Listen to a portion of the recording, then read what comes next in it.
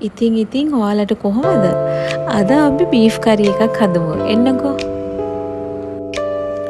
අවශ්‍ය කරන දේවල් ඔක්කොම ටික දාලා හොඳට ඒක මික්ස් කරලා මම පැත්තකින් තියාගෙන ඇතලිය ක්ලිපේ තියාගෙන මම ඒකට තෙල් චුට්ටක් දාලා අපි ටිකක් දාලා ඒක රත් වෙන්න දුන්නා.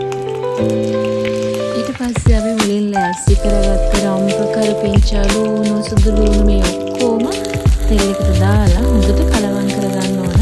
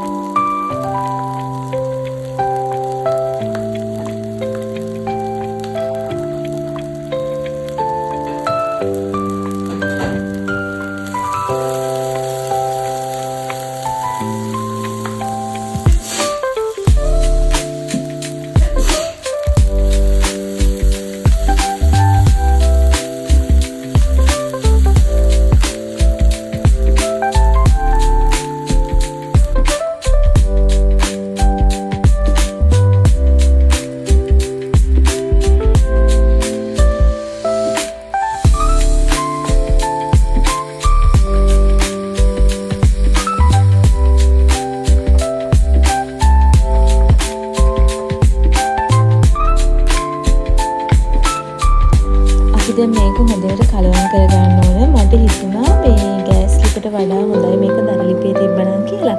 දරලිපේ හදවම කොහොමත් රසයිනේ. ඉතින් මම මේක තව ටිකකින් දරලිපට අරන් යන්න තමයි හදන්නේ. ඔන්න බලන්නකෝ. මේක හදනකොට මුළු කුසියම හරිම සුවඳයි. මම මේක මෙච්චර මහන්සියලා හැදුවට මට නම් නෙවෙයි හදන්නේ. මම නම් බීෆ් කන්න එච්චර කැමති කෙනෙක් නෙවෙයි. මේක හදන්නේ මගේ සෙනෙහවන්තයාට.